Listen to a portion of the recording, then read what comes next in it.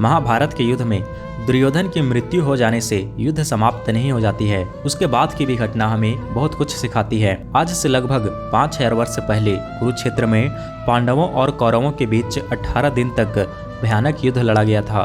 युद्ध के अंत समय में अपनी प्रतिज्ञा पूरी करने के लिए भीम ने दुर्योधन के साथ युद्ध किया और भीम ने अपनी गदा से दुर्योधन की जांघ तोड़ दी। दुर्योधन वहीं घायल अवस्था में गिर गया, लेकिन दुर्योधन की अभी मृत्यु नहीं हुई थी।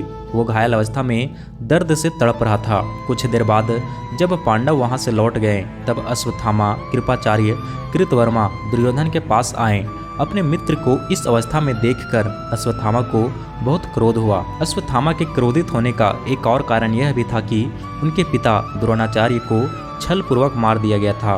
क्रोध से भरे अश्वत्थामा ने प्रतिज्ञा ली कि मैं पांडवों को समाप्त कर दूंगा। और फिर अश्वत्थामा रात को पांडवों के शिविर में जाते हैं और वहां जितने लोग सो रहे थे सभी को मार देते हैं। अश्वत्थामा ने वहां जिसे 5 पांडव समझकर मार दिया था, असल में वे 5 पांडव नहीं बल्कि द्रौपदी के 5 पुत्र थे। जब द्रौपदी को ये बात पता चलती है कि अश्वत्थामा ने उनके 5 पुत्रों को मार दिया है, तो द्रौपदी बहुत दुखी होती है और द्रौपदी ने पांडवों से कहा कि अश्वत्थामा के मस्तक पर जो मणि है वो मणि मुझे चाहिए, तो ही मुझे शांति मिलेगी। दोस्तों, अश्वत्थामा की मणि इतनी विशेष क्यों है उसके बारे में भी जान लेते हैं।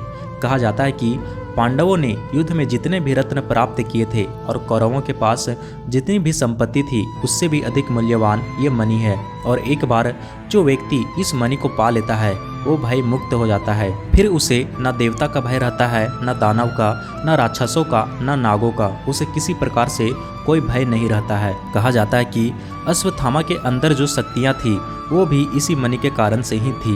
दोस्तों, जब पांडव और श्री कृष्ण अश्वत्थामा के पास मणि लेने के लिए जाते हैं तो अश्वत्थामा क्रोध में आकर पांडवों के ऊपर ब्रह्मास्त्र छोड़ देते हैं। बचाव करने के लिए अर्जुन भी ब्रह्मास्त्र चला देते हैं। तभी वेद व्यास जी आते हैं और दोनों से रिक्वेस्ट करते हैं कि अपना अपना ब्रह्मास्त्र वापस ले ले। लेकिन जब एक बार ब्रह्मास्त्र चल जाता है तो उसे वही व्यक्ति वापस ले सकता है जिसने कठोर ब्रह्मचर्य का पालन किया हो, और अर्जुन ने ब्रह्मचर्य का पालन किया था तो उनका ब्रह्मास्त्र वापस हो जाता है। लेकिन अश्वत्थामा अपना ब्रह्मास्त्र वापस नहीं ले पाते हैं और उसे अभिमन्यु की पत्नी उत्तरा के गर्भ की ओर छोड़ देते हैं। ब्रह्मास्त्र उत्तरा के गर्भ में पल रहे परीक्षित को लगता है और उनकी मृत्यु हो जाती है, लेकिन बाद में श्री कृष्ण परीक्षित को जीवित कर देते हैं। इधर अश्वत्थामा के पास जो मणि था वो पांडवों ने ले लिया और श्री कृष्ण ने अश्वत्थामा को इस नीच कार्य के लिए श्राप दिया कि वो अगले 3000 वर्ष तक जीवित रहेंगे। लेकिन अश्वत्थामा का ये 3000 वर्ष कष्ट से भरा हुआ होगा। उनके शरीर से हमेशा पस्त निकलता रहेगा और शरीर दुर्गंध देगी, लोग उनके पास नहीं जाएंगे। दोस्तों, अश्वत्थामा को जो 3000 वर्ष तक जीवित रहने का श्राप मिला था वो दिव्य वर्ष है, इसलिए उन्हें चिरंजीवी भी कहा जाता है।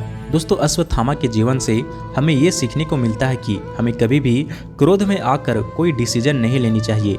अश्वत्थामा ने क्रोध में आकर रात को सोते हुए द्रौपदी के 5 पुत्रों को मार दिया और परिणाम में उसे कृष्ण द्वारा श्राप मिला। हरे कृष्णा, धन्यवाद।